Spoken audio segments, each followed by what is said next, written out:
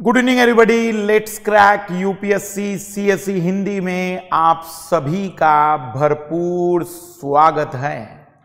हम बातचीत करने जा रहे हैं हमारे पिछले सप्ताह के करंट अफेयर, मतलब लास्ट वीक में वे सारी खबरें जो हमारे एग्जाम के पॉइंट ऑफ व्यू से जरूरी है।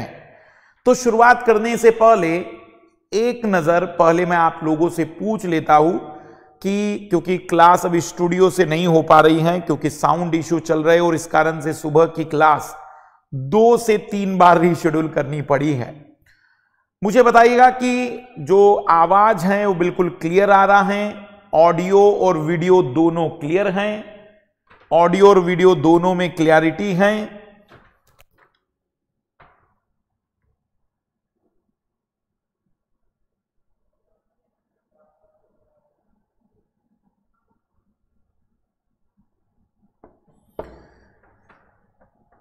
मतलब आवाज भी क्लियर है और पिक्चर भी बिल्कुल क्लियर है, क्योंकि वीकली करंट अफेयर है, बहुत महत्वपूर्ण है। सप्ताह में एक ही बार करंट अफेयर की उन सारी बातों पर हम चर्चाएं करते हैं जो हमारे एग्जाम के पॉइंट ऑफ व्यू से जरूरी हैं। ठीक है,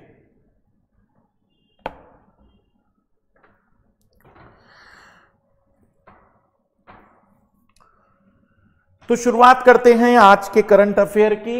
सबसे पहले तो यदि आप अपनी तैयारी की शुरुआत करने जा रहे हैं तो आप जुड़ सकते हैं हमारे साथ भारत की सबसे बड़ी एजुकेटर टीम के साथ।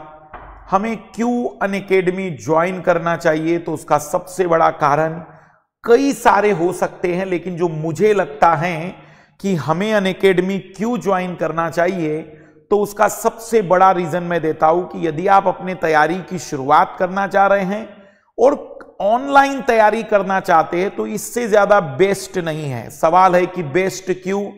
क्योंकि आप किसी भी प्लेटफॉर्म पर एक सब्जेक्ट में मल्टी एजुकेटर नहीं प्राप्त कर सकते। और केवल यूपीएससी नहीं, भारत की कोई भी कॉम्पिटिटिव एग्जाम का सब्सक्रिप्शन जब आप लेते हैं तो आपको एक विषय का एक टीचर थोपा जाता है, लेकिन यहां पर आपके पास ऑप्शन है, आप अपनी चॉइस के टीचर से पढ़ सकते हैं।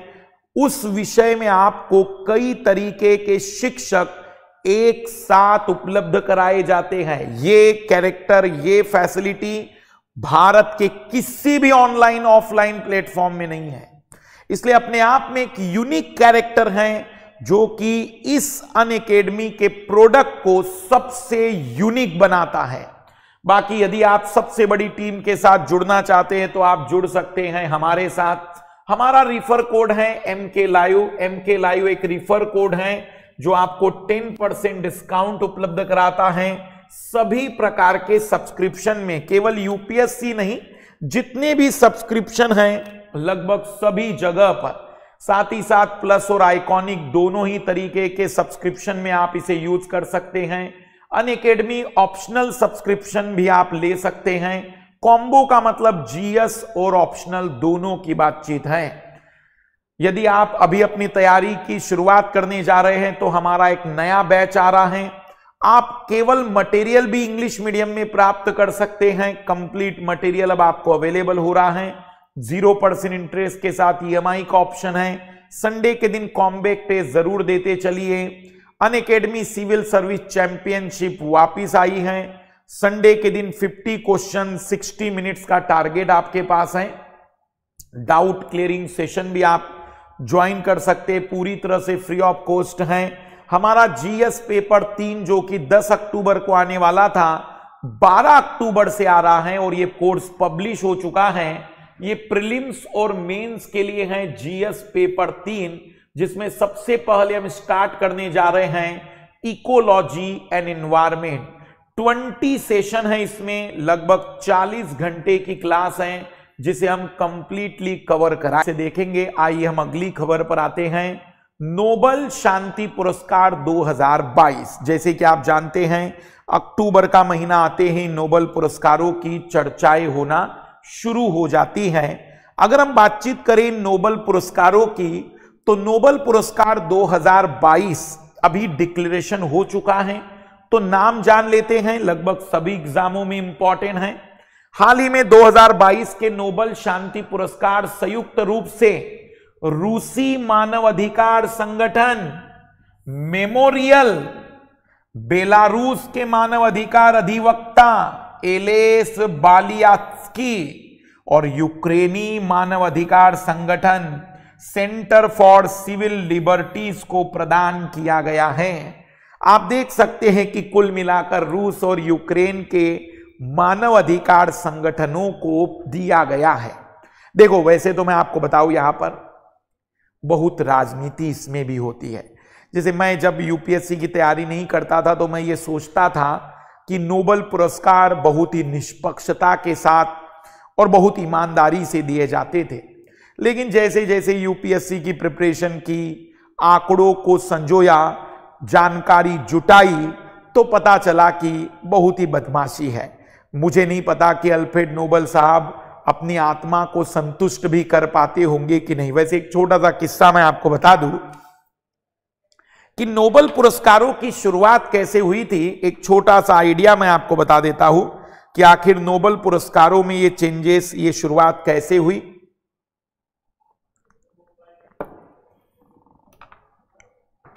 कहानी ऐसी है कि अल्फ्रेड नोबेल साहब के एक तरीके से अफवाह फैली कि मौत हो गई, और नोबेल साहब ने डायनामाइट बनाया था। तो जब उनकी मृत्यु की अफवाह फैली तो ये मीडिया और अखबारों तक पहुंची, मेनली अखबारों, उस जमाने में अखबार थे। तो अखबार वालों ने हेडिंग क्या डाली थी, दुनिया को बम देने वाला जीवन समाप्त कर गया, दुनिया को आग के एक तरीके से मतलब विस्फोट की दुनिया में ले जाने वाला मर गया। तो अल्फ्रेड नोबेल ने जब अपनी ही मरने की इस तरीके की हेडलाइन सुनी तो उन्हें बड़ा तकलीफ हुआ। उन्हें लगा कि मैं जब जाऊंगा तो लोग मुझे ऐसे याद रखेंगे। तब नोबेल साहब, जो कि बहुत ज्यादा पैसों को भले ही पसंद करते थे, लेकिन अब उनका मन बदल गया। उन्होंने कहा कि नहीं, इतिहास मुझे ऐसे तो याद नहीं रखेगा। तो उन्होंने नोबेल पुरस्कारों के लिए एक ट्रस्ट बनाया, अपनी संपत्ति ट्रस्ट को दान की, और केवल उसके ब्याज से हर साल इतना बड़ा पुरस्कार इतने क्षेत्रों में दिया जाता है। हम देखेंगे कितने क्षेत्र में, सारी बातें। लेकिन यहां एक और चीज, जैसे मैं जो सोचता था कि भाई नोबेल पुरस्कार बड़ी ईमानदारी पूर्वक दिए जाते हैं, कई जगह पर आपको ऐसा पता चलेगा कि किस कारण के नोबेल पुरस्कार। फॉर एग्जाम्पल, एक छोटा सा उदाहरण दे रहा हूं मैं। ओबामा साहब जो थे ना, अमेरिका के राष्ट्रपति बने, और 1 साल के भीतर ही उनको नोबेल पुरस्कार से सम्मानित किया गया, शांति के नोबेल पुरस्कार से। तो सोचिए कि एक राष्ट्रपति ने 1 साल में ऐसा क्या कर दिया होगा कि पूरी दुनिया में शांति का काम आ गया। दिखावे के है ये कई जगह। और महात्मा गांधी जैसे अद्भुत शांति पुरुष को ये नोबेल पुरस्कार नहीं दे सके। जब ऊपर नोबेल साहब और गांधी जी की मुलाकात हुई होगी, क्या आपको नहीं लगता कि गांधी जी के सामने अल्फ्रेड नोबेल साहब ने क्षमा याचना की होगी कि हमें माफ करिए कि मैं जिस पुरस्कारों को लेकर और जिस पुरस्कारों को बना के गया था, मेरी समिति ने आपको जिस तरीके से इग्नोर किया कि पूरी दुनिया के सबसे बड़े अहिंसक व्यक्ति आप होकर भी आपको शांति पुरस्कार नहीं दिला पाए। 2005 में नोबेल पुरस्कार समिति के एक व्यक्ति ने कहा था कि गांधी जी तो बिना शांति पुरस्कार के चले गए, पर क्या ये नोबेल का शांति पुरस्कार बगैर गांधी जी के आगे बढ़ पाएगा? माफी अभी तक ऑफिशियली उन्होंने एक बार भी नहीं मांगी, कुछ सदस्यों ने मांगी है, लेकिन रियल में एक बहुत बड़ा झटके की बात है कि पूरी दुनिया का सबसे बड़ा शांति पुरुष, उन्हें आप नोबेल पुरस्कार नहीं। और इस समय जो नोबेल पुरस्कार दिए गए, हम ये नहीं कहेंगे कि वो लोग योग्य नहीं होंगे, पर इस नोबेल पुरस्कार में भी कहीं ना कहीं रूस और यूक्रेन का युद्ध, मतलब उस युद्ध के अलावा जिन लोगों ने महान काम किए होंगे शांति के लिए, उनको ध्यान ही नहीं दिया गया।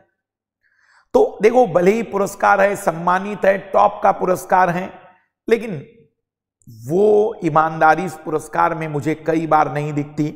और इस बार के जो नोबेल पुरस्कार हैं, आपकी क्या राय है कि वर्तमान के जो नोबेल पुरस्कार हैं, किस तरीके की चीजें आपको लगती हैं कि इस नोबेल पुरस्कार में हुई होगी?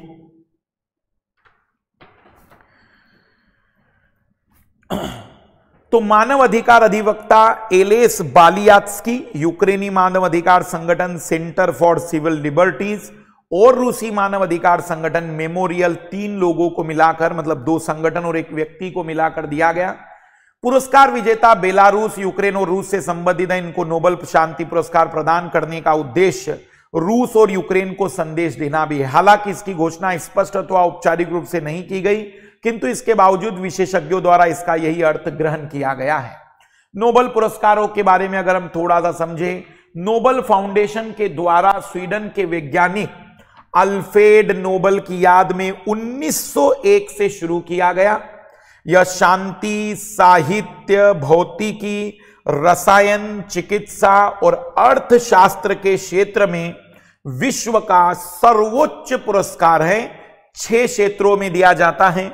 अल्फ्रेड नोबेल साहब 21 अक्टूबर 1833 को जन्म हुआ, 10 दिसंबर 1896 में मृत्यु हुई।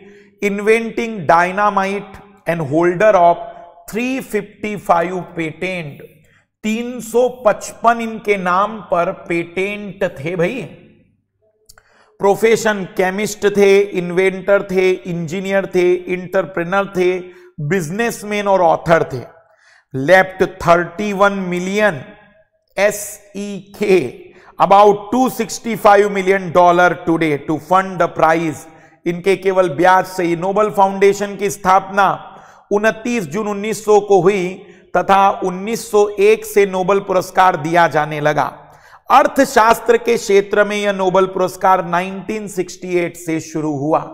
नोबेल पुरस्कार देने का जो आधार होता है, एक तो यह विषय फिजिक्स, केमिस्ट्री, बायोलॉजी नहीं होता, बल्कि फिजियोलॉजी या मेडिसिन होता है, लिटरेचर, इकोनॉमिक्स और पीस।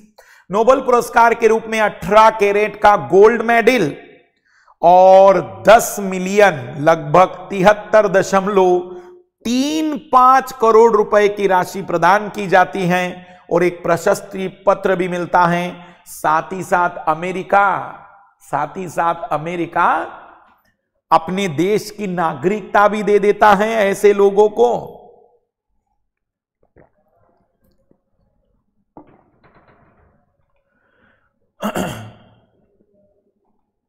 नॉर्वे की संसद जो है वो नॉर्वेजियन नोबेल समिति का चयन करती है, मतलब एक कमिटी बनाई जाती है नॉर्वे की संसद के द्वारा और ये कमिटी तय करती है कि पुरस्कार किसे मिलेगा। भारतीय मूल या भारत के लोगों को, क्योंकि मदर टेरेसा भले ही भारतीय मूल की ना हो लेकिन भारत में ही एक तरीके से उन्होंने अपने जीवन का अधिकतम समय बिताया। तो सबसे पहले अगर हम बात करें तो 1913 में रविंद्रनाथ टैगोर जी को नोबेल पुरस्कार से सम्मानित किया गया, वे पहले भारतीय बने। 1930 में चंद्रशेखर साहब को फिजिक्स में जो चंद्रशेखर सीमा बताने के लिए, फिर 1968 में हरगोविंद खुराना जी को दिया गया था, 1979 में मदर टेरेसा, 1983 में सुब्रमण्यम चंद्रशेखर जी को दिया गया था।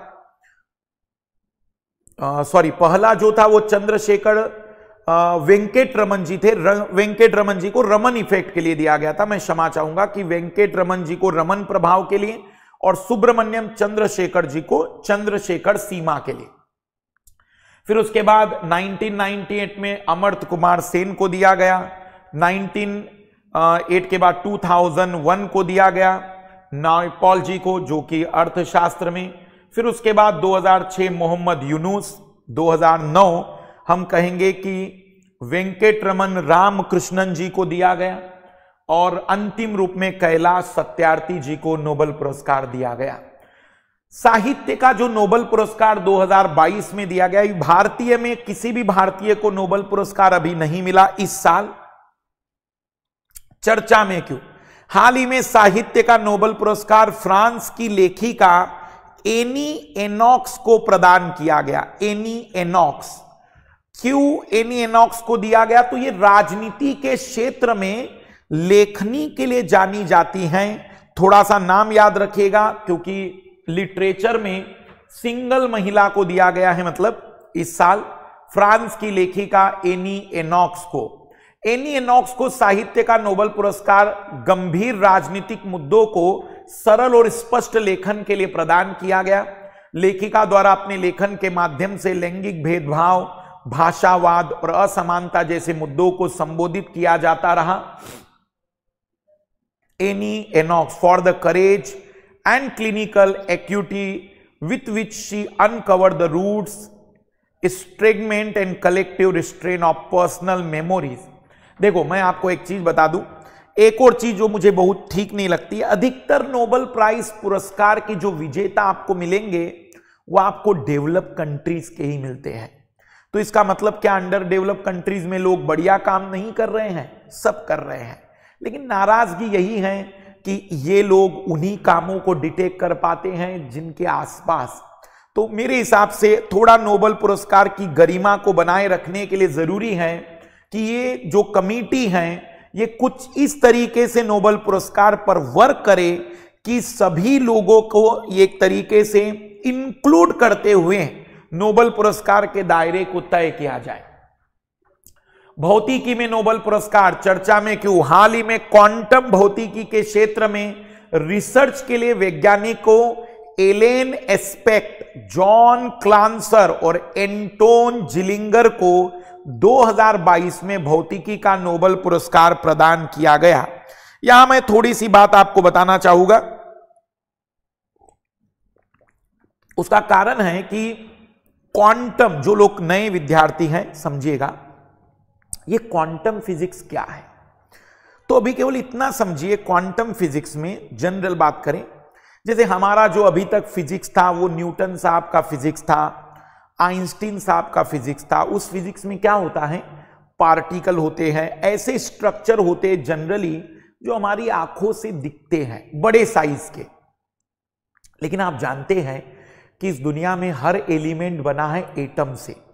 एटम बने हैं प्रोटॉन, न्यूट्रॉन, इलेक्ट्रॉन से, और प्रोटॉन, न्यूट्रॉन, इलेक्ट्रॉन बने हैं 18 सब एटॉमिक पार्टिकल से। मतलब इलेक्ट्रॉन, प्रोटॉन और न्यूट्रॉन भी बहुत छोटे छोटे पार्टिकल से मिलकर बने हैं। उस लेवल पर जब हम स्टडी करते हैं ना, तो उसको कहते हैं क्वांटम फिजिक्स। तो क्वांटम फिजिक्स, क्योंकि आने वाले समय में कंप्यूटर में सुपर कंप्यूटर से भी ऊपर क्वांटम कंप्यूटर बनेगा महोदय। क्वांटम कंप्यूटर की सबसे बड़ी खूबसूरती, सुपर कंप्यूटर से भी कई गुना तेज काउंटिंग कर पाएगा, लेकिन उससे भी ज्यादा खूबसूरती, यह आपके घर में छोटे से टेबल पर रखा जाने वाला अद्भुत गति का कंप्यूटर होगा। आज सुपर कंप्यूटर के लिए एक पूरी इमारत लगती है, बहुत बड़े साइज का सुपर कंप्यूटर होता है, लेकिन क्वांटम कंप्यूटर भविष्य है। और वो क्वांटम कंप्यूटर केवल एक साधारण डेस्कटॉप के बराबर का होगा, जिसकी गति, जिसकी स्पीड, जिसकी फंक्शनेबिलिटी क्वांटम कंप्यूटर की सुपर कंप्यूटर से भी कई गुना होगी। देखो, ये अगर बन गया ना क्वांटम कंप्यूटर, तो मैं आपको बताऊं कि दुनिया कितनी बदल जाएगी।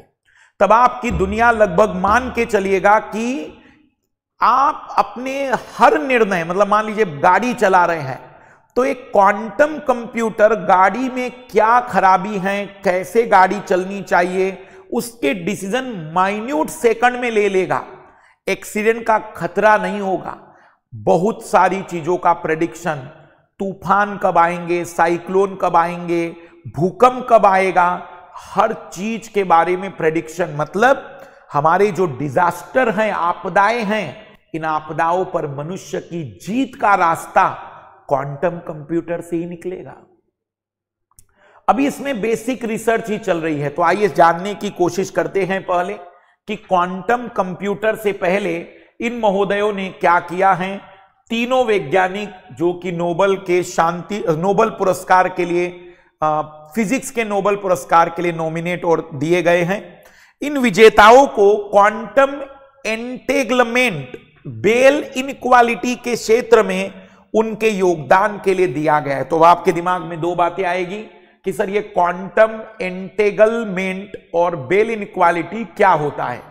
पहले तो क्वांटम भौतिकी सबसे मौलिक स्तर पर पदार्थ और ऊर्जा का अध्ययन है। क्वांटम भौतिकी में एक मौलिक सिद्धांत है जो परमाणुओं और उप परमाणु कणों के पैमाने पर प्रकृति के भौतिक गुणों का विवरण प्रदान करते हैं। क्वांटम एंटेगलमेंट क्या होता है? क्वांटम एंटेगलमेंट तब होता है जब दो कण एक निश्चित तरीके से एक साथ जुड़ते हैं, चाहे वे अंतरिक्ष में कितनी भी दूर क्यों ना हो। जैसे मैं आपको बताऊं, जो ग्रेविटेशनल फोर्स है, गुरुत्वाकर्षण बल, वो माना जाता है कि अनंत दूरी की वस्तुओं में भी लगता है। तो ये जो बल लग रहा है, इस बल के लगने में कोई ना कोई तो फाइनल पार्टिकल रिस्पॉन्सिबल होगा। तो वो फाइनल पार्टिकल किस तरीके से उन दो चीजों के बीच में आदान प्रदान हो रहा है, जो कि लाखों करोड़ों दूरी पर है, किलोमीटर की दूरी पर है। तो इसकी स्टडी को ही नाम दिया गया है क्वांटम एंटेगलमेंट। दो कण एक निश्चित तरीके से एक साथ जुड़ते हैं, चाहे वे अंतरिक्ष में कितने भी दूर क्यों ना हो, उनकी स्थिति एक समान और अपरिवर्तित रहती है। बेल इनइक्वालिटी 1960 के दशक में जॉन स्टीवर्ट बेल ने बेल इनइक्वालिटी को समझाया था। इनके अनुसार यदि कई अस्पष्ट वेरिएबल्स हैं तो बड़ी संख्या में माप के परिणामों के बीच सहसंबंध कभी भी एक निश्चित मूल्य से अधिक नहीं होगा। देखना मैं कहना क्या चाह रहा हूं, मान लीजिए कि कोई भी राशि है जो ए पर डिपेंड करती है, बी पर, सी पर, डी पर, तो उनका कहना है कि जब कई सारे वेरिएबल होते हैं, वो भी क्लियर वेरिएबल नहीं है, तो कुछ भी हो इनका एक फिक्स प्रोडक्ट ही होता है, उसकी वैल्यू एक पर्टिकुलर लिमिट से ज्यादा नहीं हो सकती। बट अभी हम केवल इतना समझते हैं कि इसके बेसिस पर हमें यह समझ में आता है कि जो सब एटॉमिक पार्टिकल हैं वो किस तरीके से एक्शन कर सकते हैं, वो किस तरीके से अपने रिस्पॉन्स को दर्शा सकते हैं। तो फिजिक्स का जो नोबेल पुरस्कार दिया गया है वो आपको याद रखना है क्वांटम फिजिक्स के नाम पर।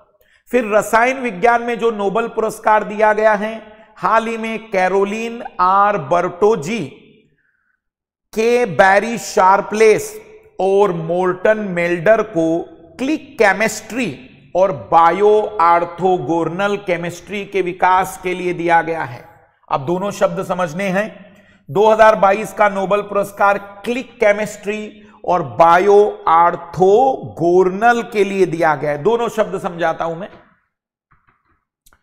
ये तीनों महोदय में जो पहले हैं कैरोलिन आर बर्टोजी, महिला हैं, स्टैनफोर्ड यूनिवर्सिटी यूएसए में, यूनिवर्सिटी ऑफ कोपेनहेगन डेनमार्क में और स्क्रिप्ट रिसर्च यूएसए में।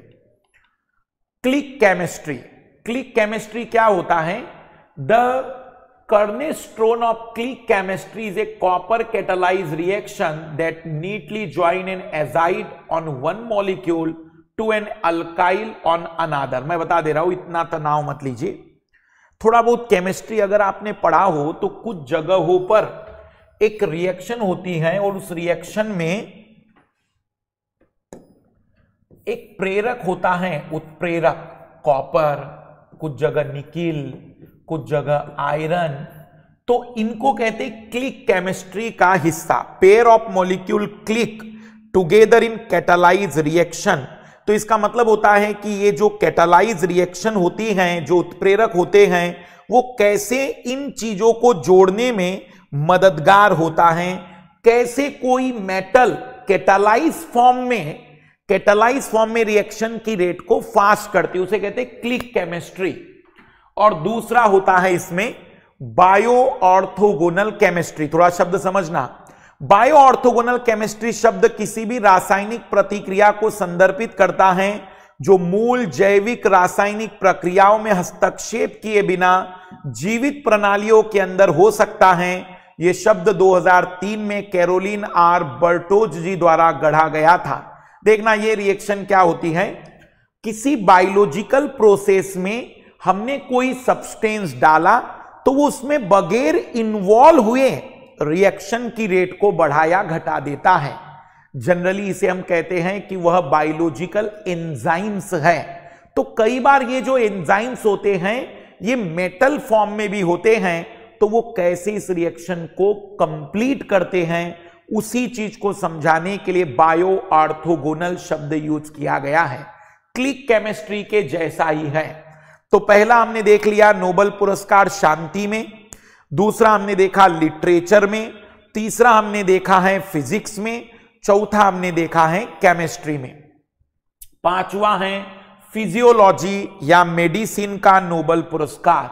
तो आइए जरा देखते हैं कि फिजियोलॉजी या मेडिसिन का नोबेल पुरस्कार किस क्षेत्र में दिया गया है और किन्हें दिया गया है।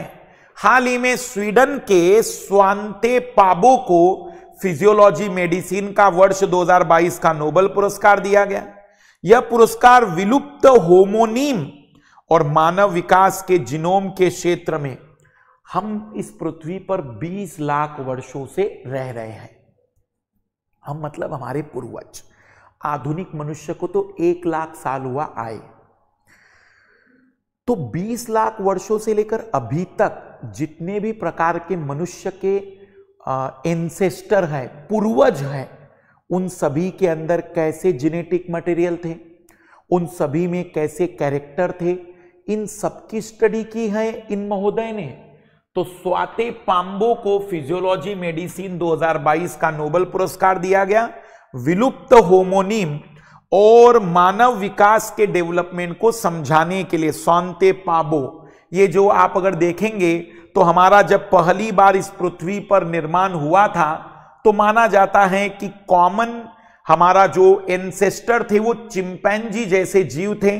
जैसे आप देख सकते हैं कि चिंपैंजी जैसा ये चेहरा है, फिर धीमे धीमे अगर हमारे इसमें बदलाव आते गए और आज हम होमो सेपियंस जिस तरीके से दिख रहे हैं, ये होमो निएंडरथल मेन थे, ये होमो हेडेनबर्गनेसिस थे, ये होमो इरेक्टस थे जो पहली बार सीधे चलने वाले मनुष्य माने जाते, होमो हेबिलस थे, ऑस्ट्रेलोपिथेकस थे जो अफ्रीका में मिले थे, ऑस्ट्रेलोपिथेकस के अलावा कई प्रकार के हमारे एंसेस्टर थे।